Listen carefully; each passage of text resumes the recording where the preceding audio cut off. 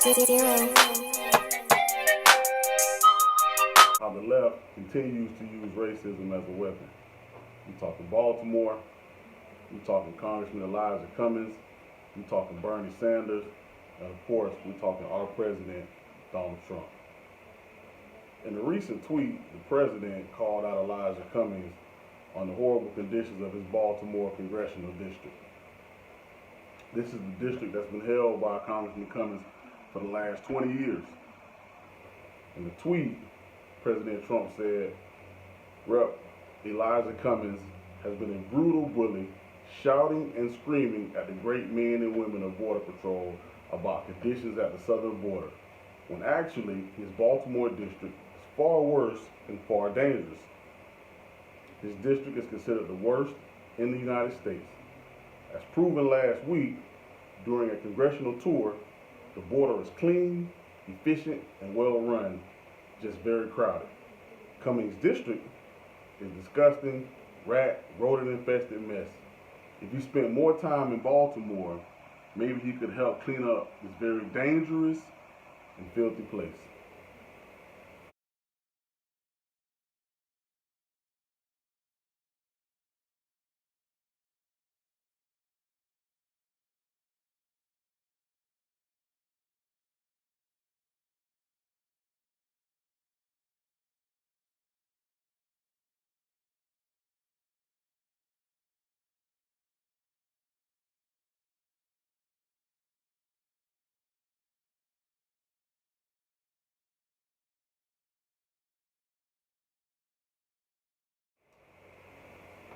Immediately after that tweet, you know the left and the media went crazy. Racism was the order of business, and for the left and the progressives, business was good.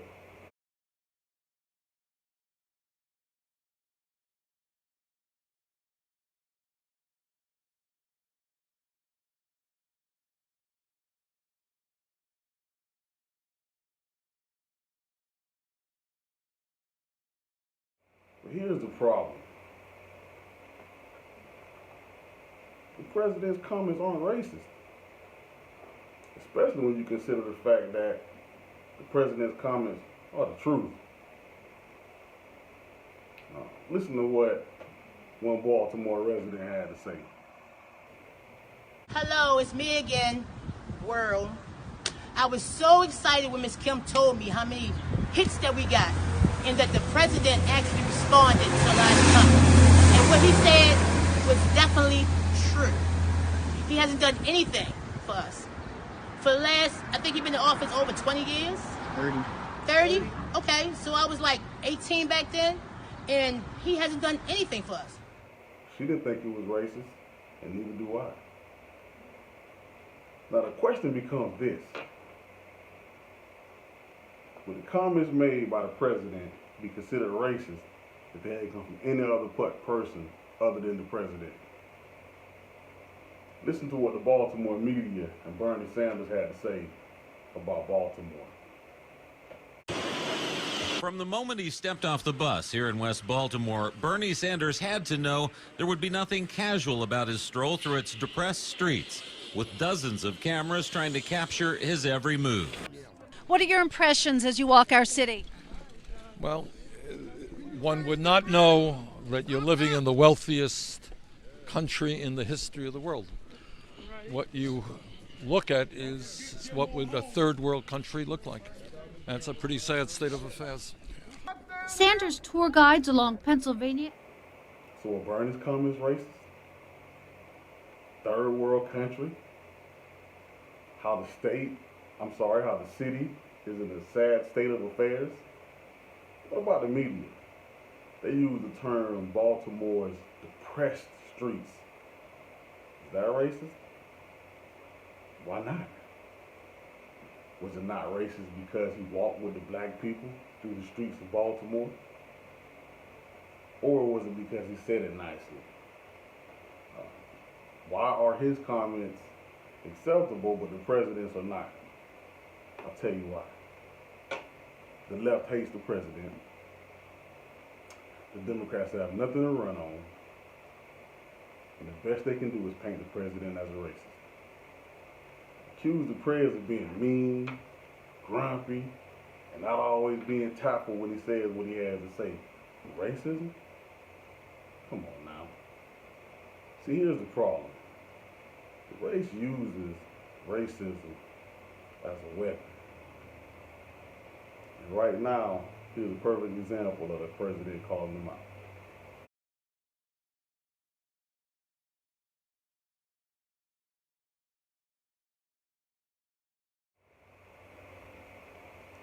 See, it wasn't too long ago that Ocasio-Cortez was calling out Democratic Speaker of the House, Nancy Pelosi, saying that her behavior was discriminatory,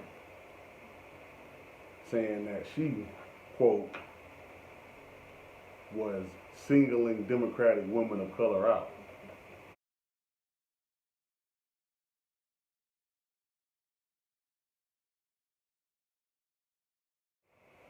Come on now. There's real racism in this country. There's real racism out here. And when we use race as a weapon, like the left so often does, we trivialize the real victims of race. And I'm not dismissing the fact that racism exists, because it does. And I'm not turning a blind eye to it. But that ain't this.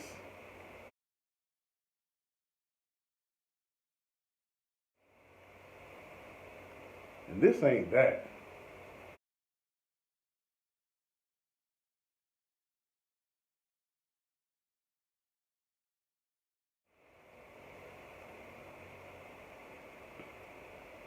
What this is all about is the fact that Trump was right and the Democrats know it.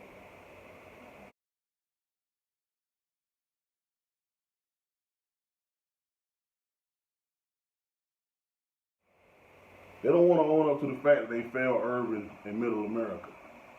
They don't want to own up to the fact that the districts and precincts that they occupy are in bad shape, and they've been that way for a long time. Baltimore, Gary, Indiana, Detroit, Michigan. The list goes on. Cleveland, Ohio. Show me a city that the Democrats run, and I'll show you a city full of crime and hard times, especially for black folks.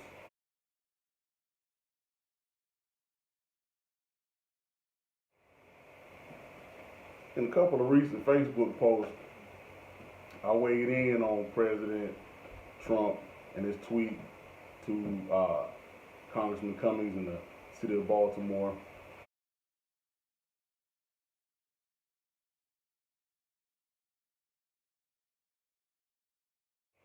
And two classic types of responses that I received were, let's see,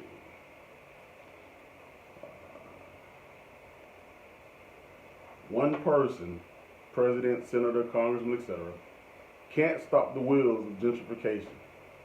Coming from our hometown, you should know better, Joe. Truly disappointed by you on this one, dude.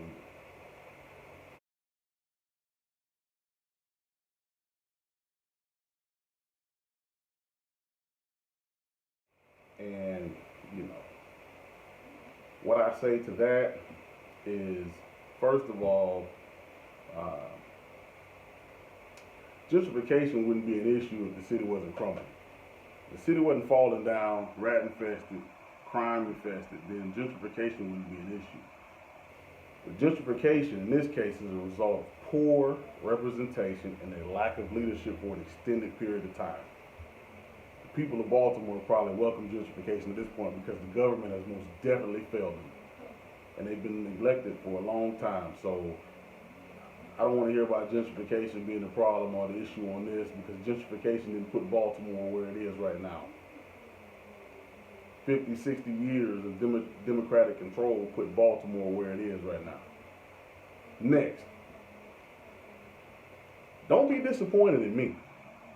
I'm speaking the truth, and I'm having a good time doing it. Be disappointed in me when I'm lying. And I ain't lying. Because if I'm lying, I'm flying. I ain't going nowhere yet. The next type of response I received was the typical classical Joe, you're a sellout type posts, being called names. I'll let you read those for yourself.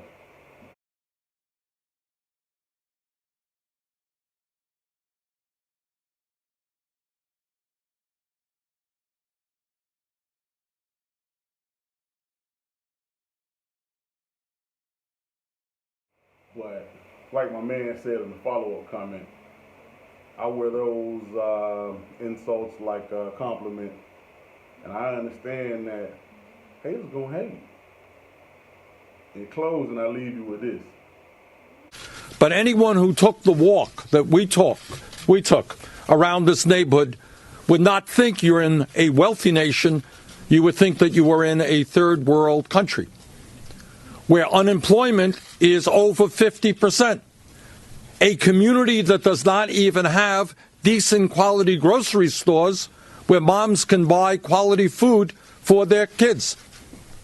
A community in which the dream of getting a higher education for many kids is as real as is going to the moon. Talking about is a community in which half of the people don't have jobs. We're talking about a community in which there are hundreds of buildings that are uninhabitable. We're talking about a community where kids are unable to go to schools that are broken glass.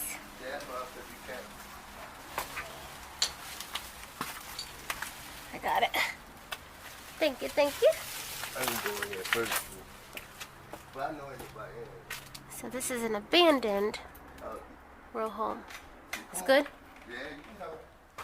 But hey, this is where the homeless stay. You sure it's safe? Yeah, it's good. You all right. So I just wanted to walk you through a typical abandoned row home in So how long do you think this row home has been Baltimore. abandoned? This is what many people live right Yeah. next door to. Oh, I've been here 10 years, so it's been over 10 years. This time. I mean, he said 2 to 3 months just to bring me a trash can like that. And the reason why I picked this area to show you is because of the colleges, right? You know what I mean? Yeah. They spent all that money on the college and just left everything around it just like this. Look up in there. But do people live in the college area? I don't know. All these houses are like this. You can This tell whole me. neighborhood. That's why I say, Ty, I know the best. God bless America. One Joe Evans. I'm out of here. Thanks.